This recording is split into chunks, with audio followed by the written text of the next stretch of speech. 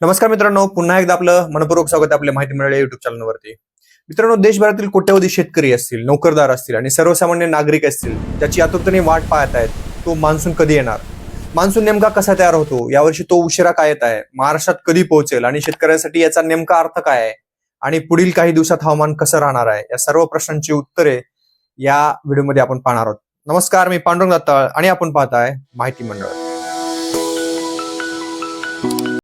मित्रांनो, आयएमडी म्हणजेच India meteorological department म्हणजेच भारतीय हवामान विभाग, आयएमडीच्या शास्त्रज्ञ नीता के गोपाल यांनी सांगितलं होतं की नैऋत्य मान्सून हा 4 जून 2026 रोजी किंवा त्याच्या आसपास केरळ किनारपट्टीवर पोहोचू शकतो. मान्सून आगमनासाठी आवश्यक हवामान परिस्थिती अनुकूल होत आहे असं त्यांनी सांगितलं होतं आणि केरळमध्ये जोरदार पावसाला सुरुवात होण्याची शक्यता आहे असं त्यांनी सांगितलं होतं.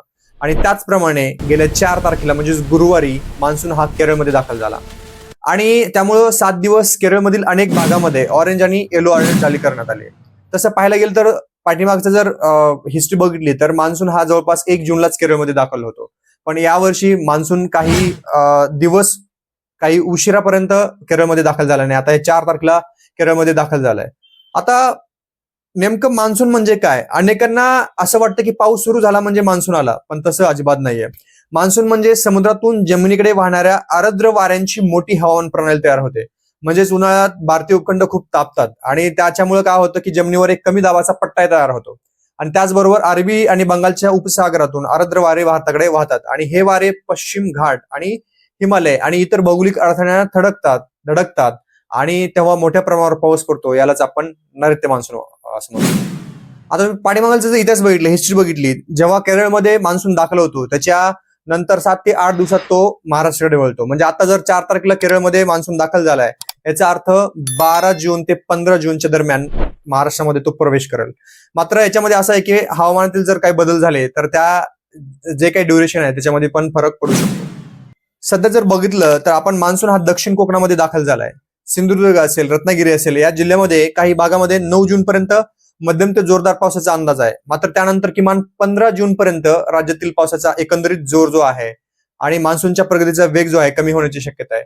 हवामानाच्या सध्याच्या अंदाजानुसार असं दिसतंय की राज्यामध्ये समाधानकारक पावसाची शक्यता कमी आहे. सध्याचा जर हवामान अंदाज बघितला आपण तर किमान 15 जून पर्यंत विदर्भ असेल, मराठवाडा असेल, खानदेश असेल आणि मध्य महाराष्ट्र असेल, या काही भागामध्ये दुपारनंतर ढग आणि जवळपास विजेच्या कडकडासह वादळी पावसाची पडण्याची शक्यता आहे. परंतु हा पाऊस एक व्यापक क्षेत्रामध्ये पेरणीस पोषक ठरेल अशी परिस्थिती अद्याप अजिबात नाहीये. त्याच्यामुळे पाऊस पडून गॅप पडेल आणि गॅप पडला तर शेतकऱ्यांचं नुकसान होईल. तर त्याच्यामुळे शेतकऱ्यांना लक्षात घ्यायचंय की तुमचा एक पाऊस झाल्यावर तुम्हाला दुसऱ्या पावसाची वाट बघायची आहे. जर गॅप पडला तर तुमचं नुकसान होऊ शकतं. त्याच्यामुळे तुम्हाला वेट आणि वॉच करायचंय. मान्सून हा केरळपासून संपूर्ण भारतात पसरतो. आता कसा पसरतो तर भारतामध्ये मान्सूनचा अधिकृत जो प्रवेश आहे तो केरळमधून होतो. त्यानंतर काय होतं की प्रवास केरळमधून मान्सून जातो कर्नाटकला, मग कर्नाटकमधून गोव्यानंतर मग महाराष्ट्रानंतर मग गुजरात, मध्य भारत आणि मग उत्तर भारत, असा प्रवास करत मान्सून हा भारतभर पोहोचतो. आता महाराष्ट्रातील लाखो शेतकरी सध्या पावसाची वाट पाहत आहेत. मग सोयाबीन असेल, कापूस असेल, तूर, मूग, उडीद यासारख्या खरीप पिकांची पेरणी मान्सून पासून अवलंबून असते. तज्ञांच्या मते तर पहिला पाऊस चांगला पडल्याशिवाय गायगेने पेरणी करू नये, कारण जर सुरुवातीचा पाऊस पडून जर गॅप पडला तर आपण जे पेरणी केलंय ते उगवणार नाही आणि नुकसान होईल. त्याच्यामुळे शेतकऱ्यांनी तोपर्यंत बियाणे तयार ठेवावेत आणि खतांचं नियोजन करावं आणि हवामानाच्या अंदाजावर लक्ष ठेवावं, पण पेरणी करू नये. मान्सून हा अर्थव्यवस्थेसाठी किती महत्वाचं बघा. भारताच्या अर्थव्यवस्थेत मान्सूनची जी भूमिका आहे ती अत्यंत महत्वाची आहे. त्याचं कारण असं आहे की शेतीचं उत्पादन असेल, अन्नधान्य पुरवठा असेल, पिण्याचं पाणी असेल, धरणं असतील, जलविद्युत निर्मिती असेल, हे सगळं पाण्यावर अवलंबून आहे. म्हणून चांगला मान्सून असेल तर शेती उत्पादन वाढतं, महागाई नियंत्रणामध्ये राहते, ग्रामीण अर्थव्यवस्थेचा मजबूत होतो आणि त्यामुळे पावसाचं महत्व या नक्कीच आपल्यासाठी आहे. मान्सूनच्या काळामध्ये आपल्याला काळजी घ्यायला पाहिजे. आता काय काळजी घ्यायला पाहिजे की आपण नदी नाल्यापासून दूर राहायला पाहिजे. विजांचा कडकडाट होत असेल तर झाडाखाली अजिबात थांबायला नकोय. हवामान विभागाच्या सूचनांचं पालन करायला पाहिजे. मोबाईलमध्ये हवामान अपडेट्स तपासत राहिले पाहिजे. शेतकऱ्यांनी जर तुम्ही कुठं शेतात काम करत असेल तर जे डीपी आहेत किंवा लाईटीचे खांब आहेत, त्या ट्रान्सफॉर्मर आहेत, त्यांच्यापासून लांब राहायला पाहिजे आणि जवळपास अनावश्यक प्रवास टाळायला पाहिजे. त्याचं कारण असं की डोंगराळ भागामध्ये लँडस्लायडिंग होऊ शकते, झाडं पडू शकतात, रस्ते बंद होऊ शकतात आणि अशा घटना जर टाळायच्या असतील तर तुम्हाला अनावश्यक जे प्रवास आहे तो तुम्हाला टाळावा लागेल. तर मित्रांनो, भारतीय हवामान विभागाचा अंदाज होता की 4 जूनच्या आसपास केरळमध्ये नैऋत्य मान्सून दाखल होईल आणि त्याचप्रमाणे केरळमध्ये मान्सून दाखल झाला. आता यानंतर मान्सून हळूहळू महाराष्ट्राकडे संपूर्ण देशभरामध्ये पसरू लागेल.